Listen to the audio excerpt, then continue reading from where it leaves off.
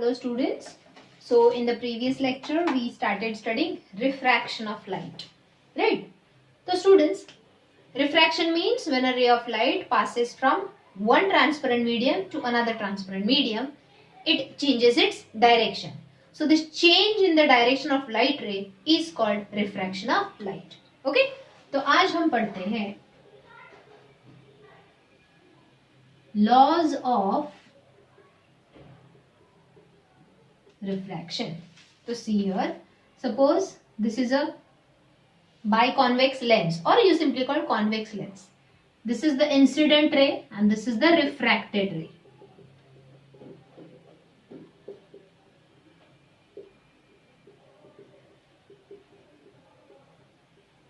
Right? And at the point of the incidence, the perpendicular which is drawn is called normal. Right? Simply, this is the transparent medium. This is incident ray. हमेशा incident ray का arrow towards the transparent material. देखो मैंने यहाँ पे coating निकाला है क्या? नहीं. Coating नहीं मतलब ये mirror नहीं है. Mirror नहीं है मतलब ये opaque नहीं है. ये transparent है. So at this point of incidence जो perpendicular हम draw करते हैं वो है normal. ये है incident ray और ये है refracted ray. Okay. So then, for the refraction of light, what are the three laws? तो सबसे पहला law, incident ray, refracted ray and normal. Incident ray, refracted ray and normal always lies in the same plane. वो हमेशा एक ही plane में होते हैं. Okay, they are not in different planes. They are in the same plane. Second law अगर देखोगे तो ये है इंसिडेंट रे, ये है नॉर्मल, ये रिफ्रैक्टेड. तो नॉर्मल के अपोजिट साइड पे है incident and refracted ray. Correct. So second law, incident ray and refracted ray lies opposite to normal. Right. अब जो थर्ड लॉ मैं बताने वाली हूँ स्टूडेंट्स वो बहुत इंपॉर्टेंट है क्योंकि उस लॉ के ऊपर हम आगे कुछ सम्स सॉल्व करने वाले हैं. So the third law of refraction of light is, सबसे पहले मुझे बताओ, ये है नॉर्मल, ये है इंसिडेंट रे. तो इंसिडेंट रे एंड नॉर्मल के बीच में यहाँ पे ये जो एंगल बना, the angle between incident ray and normal is called angle of incidence. Correct. अब ये है रिफ्रैक्टेड रे, ये है normal. So normal and refracted रे के बीच में जो एंगल बना, what it will be? Correct, angle of refraction. Students, ये नहीं, ये है angle between refracted ray and the transparent surface. समझे? ये जो एंगल है ये है angle between incident ray and the transparent surface. हमको angle between rays and the normal निकालना है. ओके. तो ये है एंगल ऑफ इंसिडेंस, ये है एंगल ऑफ रिफ्रैक्शन. ओके. अब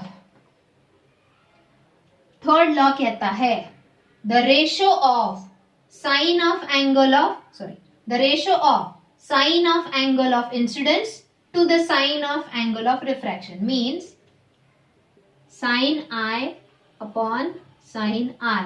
स्टूडेंट्स मैथ्स में ट्रिग्नोमेट्री पढ़ोगे, उसमें साइन कॉस थीटा टैन वो सब पढ़ोगे. साइन कॉस ये क्या है उसमें समझेगा. तो sine of angle of incidence upon sine of angle of refraction is always constant written by the symbol n. Okay, तो ये n है constant, ये हमेशा constant होता है, fixed value होता है. Okay, so refractive index, तो ये जो constant है n, it is called refractive index for a pair of a media.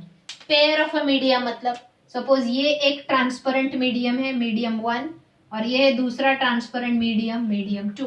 So when the ray of light passes from one transparent medium to another it changes its direction. देखो ये straight जा रहा है क्या, ये incident ray straight जा रहा है क्या, नहीं, इसने अपना डायरेक्शन चेंज किया. समझे? So for a pair of a media refraction of light के लिए दो ट्रांसपेरेंट मीडियम चाहिए ही, एक से दूसरे में जाएगा वो. So for a pair of a media, the refractive index, that is n, that is the ratio of sin I upon sin r, is always constant. क्या है वो? फॉर एग्जाम्पल एयर में ये जो रिफ्रैक्टिव इंडेक्स है constant है, 1.003 है वो. ओके, वन मोर थिंग, ये जो रिफ्रैक्टिव इंडेक्स है इसको कुछ आगे यूनिट है क्या? यूनिट मतलब जैसे फोर्स का यूनिट है न्यूटन, प्रेशर को हम मेजर करते हैं पास्कल में, वेट मास को हम मेजर करते हैं किलोग्राम में, वैसे रिफ्रैक्टिव इंडेक्स को कोई यूनिट है? कैसे होगा? It is the ratio of the same quantity, sine upon sine, will it get cancel out? तो are you understanding? Refractive index is unitless quantity as it is the ratio of the same quantities. समझे? Third law बहुत important है. Again I say, again I'll repeat. The ratio of sine of angle of incidence to the sine of angle of refraction, that is sin I upon sin R, is always constant, denoted by the symbol n, that is called refractive index. And as the refractive index is the ratio of same quantity, angle upon angle, तो जो units है cancel हो जाते हैं, so it is a unitless quantity. Okay. अब next and the last thing about it, this third law of refraction of light is also called Snell's law. What it is called? Snell's law. It is called by the physicist, that is the scientist Snell's. Okay, समझे? तो I hope, no doubt, in 3 laws of refraction of light. Okay, moving to the next point. ये जो refractive index है इसके बारे में बात करते हैं हम.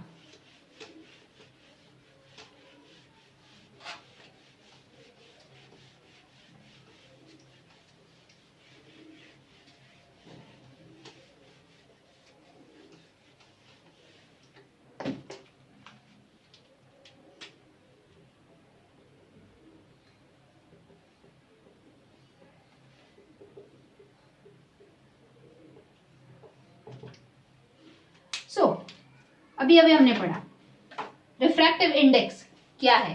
रेशियो है. So it is the ratio of sine of angle of incidence upon sine of angle of refraction, that is refractive index n. पहला पॉइंट समझो, which is also called as Snell's law. अब ये refractive index इतना important क्यों है? हर medium का अपना अपना एक फिक्स्ड वैल्यू होता है रिफ्रैक्टिव इंडेक्स का, that is why it is called constant. Okay, अब द बेंडिंग ऑफ लाइट. अब बेंडिंग ऑफ लाइट मतलब change in the direction of light रे.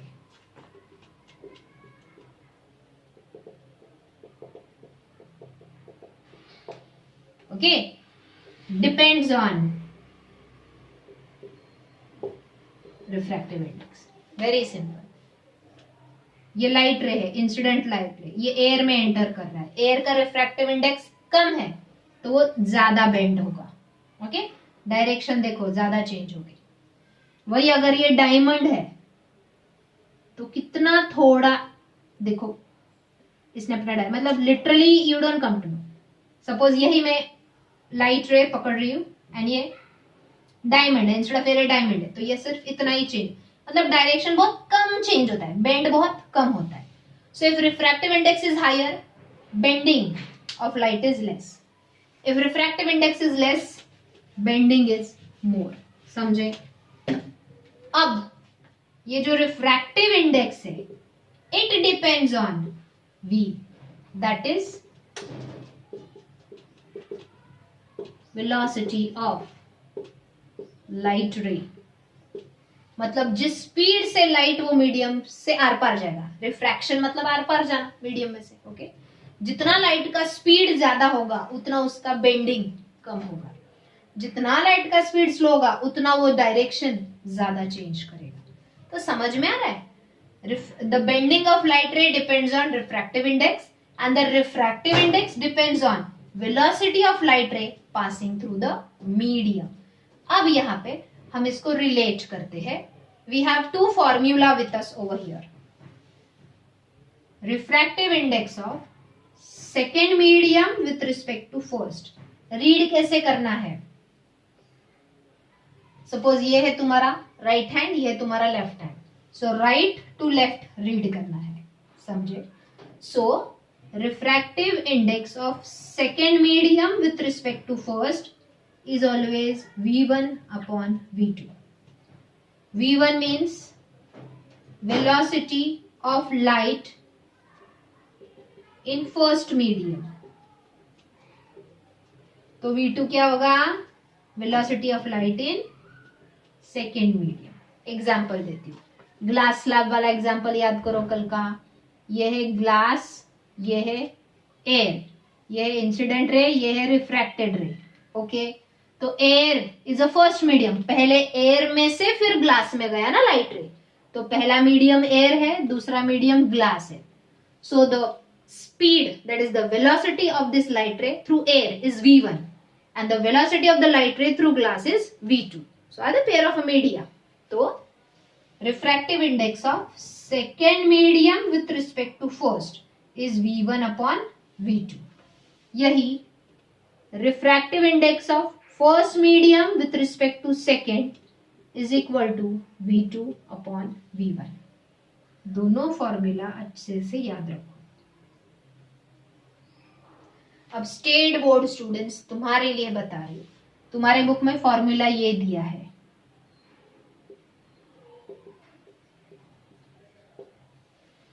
देखो 1 with 2 is v1 upon v2 यहाँ पे है, लेकिन बुक में v2 upon v1 है. स्टेट बोर्ड स्टूडेंट्स इसलिए क्योंकि उन्होंने रीडिंग यहां से यहां किया है. Refractive index of first medium with respect to second is equal to v2 upon v1. हमने यहाँ पे ऐसे बोला था, refractive index of first medium with respect to second v2 upon v1. एक काम करो स्टेट बोर्ड स्टूडेंट्स, ये बुक वाला फॉर्मूला तुम्हारा भूल जाओ. मैं जो वीडियो में पढ़ा रही हूँ उतना ही याद रखो प्लीज, क्योंकि ये बहुत कंफ्यूजिंग है, रॉन्ग है. ये वाला जो मैं जो बता रही हूँ वही याद रखो. ओके, सो सीबीएसई तुम्हारा नो प्रॉब्लम, तुमको ये करेक्ट ही दिया है. तो refractive index of second medium with respect to first is v1 upon v2 and refractive index of first medium with respect to second is v2 upon v1. Okay, तो यहाँ पे students हम कंपेयर कर रहे हैं क्या दो मीडियम के बीच में? Second medium with respect to first, first medium with respect to second. Yes, तो ये जो रिफ्रैक्टिव इंडेक्सेस है, सॉरी इंडाइसेस, प्लूरल में इंडाइसेस बोलते हैं, ये जो रिफ्रैक्टिव इंडाइसेस है they are compared between the two media, two pair of media. Okay, so it is called relative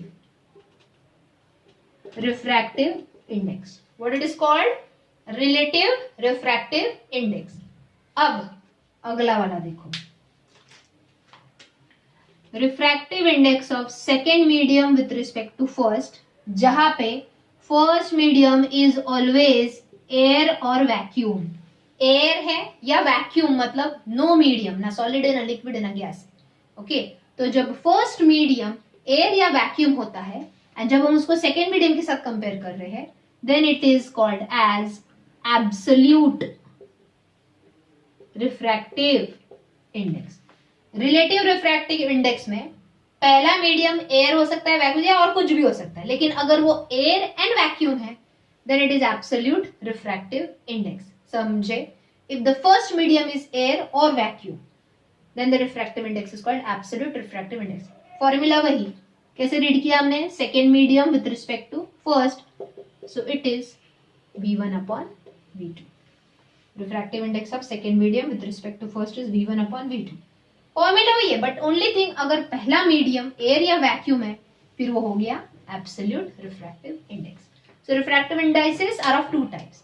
relative refractive index where the first medium can be anything, second medium also can be anything, but absolute refractive index means where second medium can be anything, glass, diamond, water, anything, but the first medium should be air or vacuum only.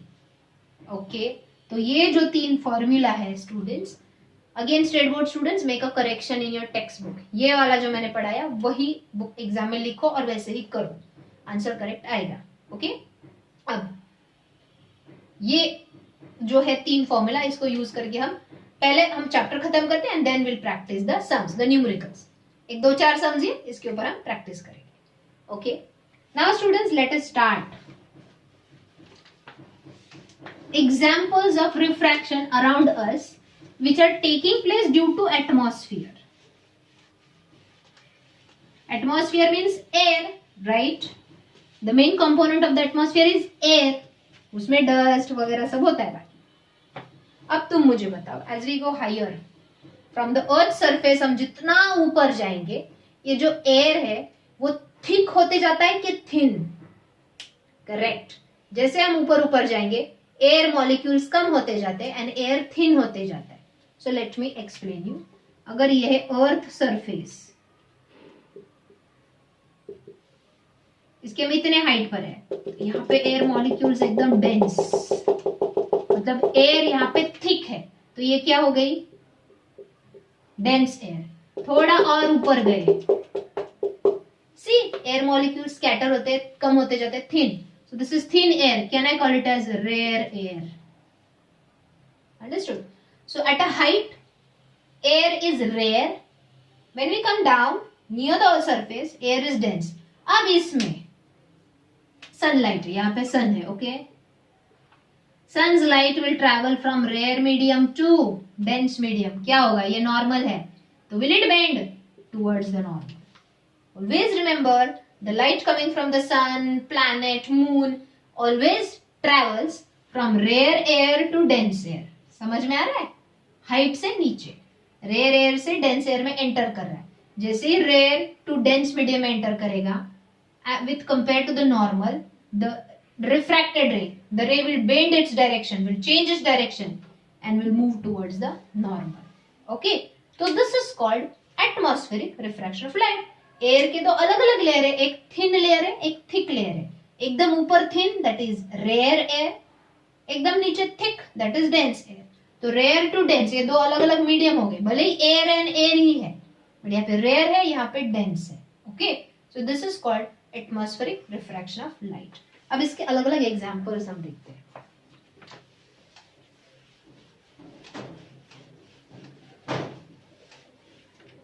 And ये refraction की वजह से कैसे हमको object की गलत position दिखती है, दैट विल स्टडी।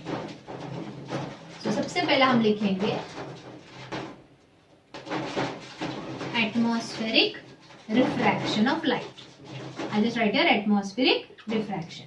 okay, अब ये जो atmospheric refraction है, इसमें हम दो टाइप पढ़ेंगे। पहला स्मॉल स्केल रिफ्रैक्शन, छोटे लेवल पे रिफ्रैक्शन होता है, एंड दूसरा हम पढ़ेंगे large scale refraction. Now see here,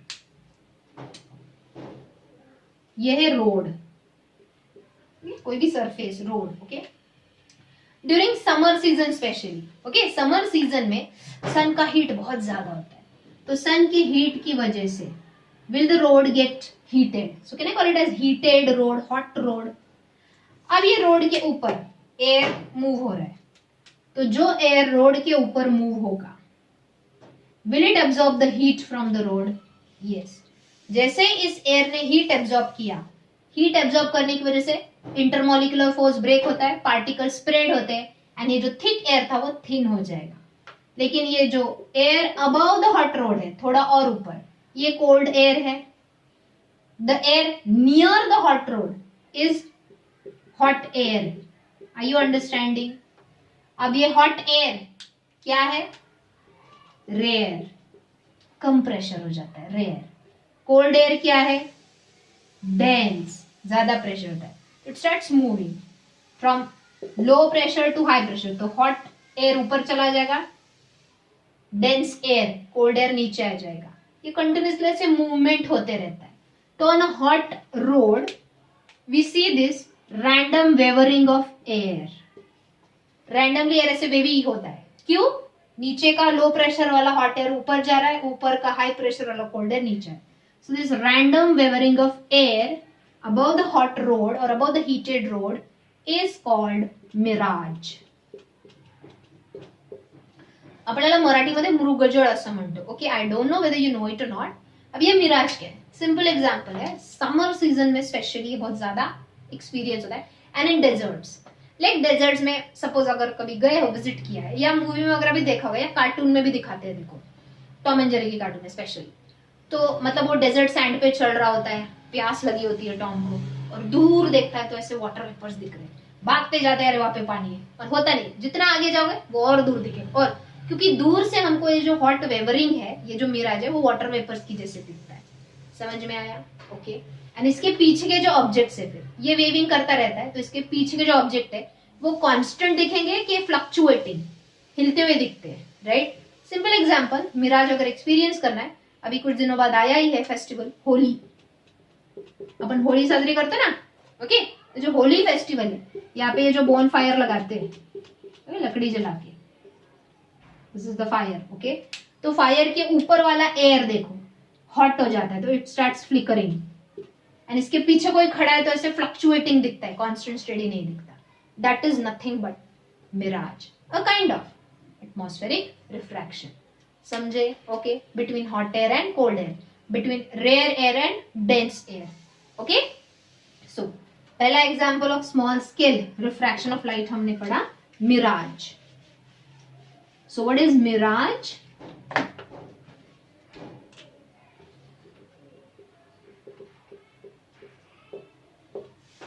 What is mirage? It is the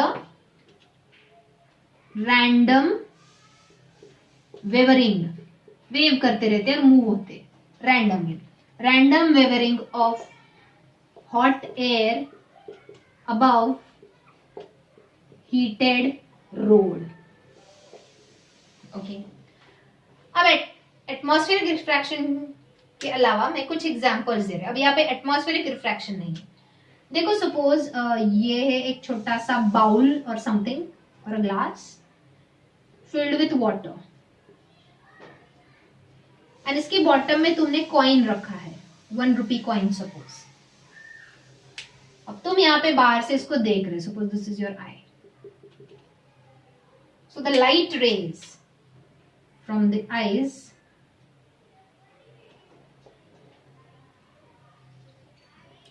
when we'll enter into water. अब यहाँ पे है air, यहाँ पे है water. Is it from rare medium to dense medium?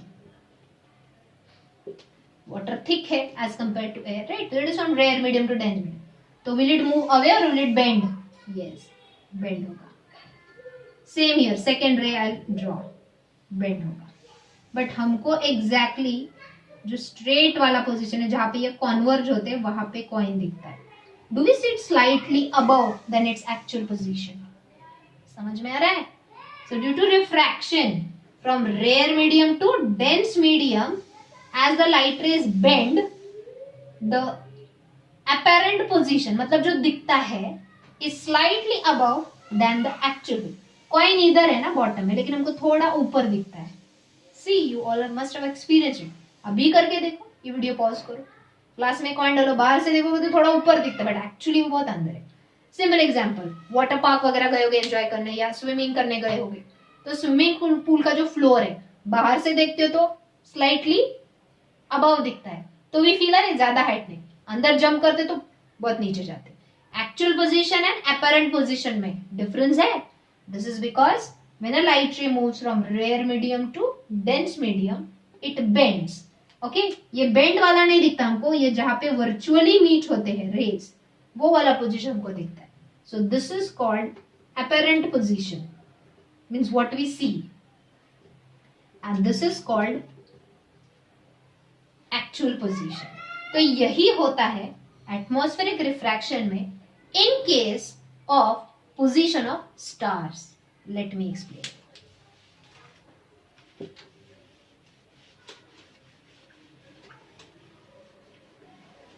तो स्टूडेंट्स ये हो गया example. First example mirage, small scale refraction. Second example Holi fire के ऊपर भी जो मिराज के जैसे दिखता है. ओके. अब हम पढ़ेंगे large scale atmospheric refraction, which is nothing but position of star.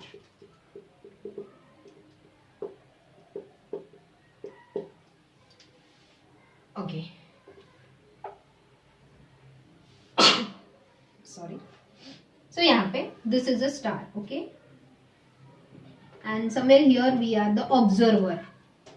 Okay. अब starlight is coming from far from the earth's surface. तो यहाँ पे rare air होगा. Somewhere here near will be dense air. Okay. I'll just remove these dots to explain it clearly. So students, when a light coming from the star is moving from rare air to dense air, will it get bend? Will it get curved? Will it get bent towards the normal? Yes. ये पहला, ये दूसरा रे. Okay. But we see the virtual one. Sorry. जहां से exactly bend हुआ, यहाँ पे bend हुआ, यहाँ पे. तो I'll just go it from here. तो जहां से bend हुआ,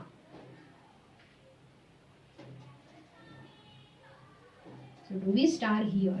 Do we see the star here? Is it slightly above than the actual position? So this is the apparent position of the star, what we see.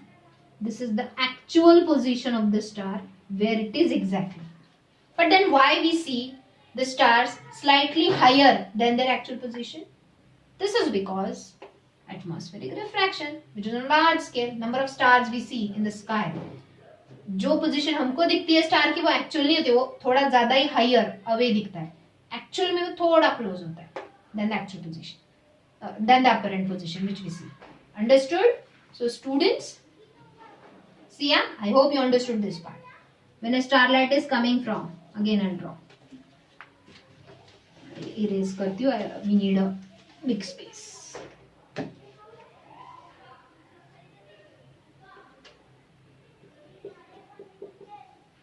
When a starlight is moving from rare air to dense air, it bends.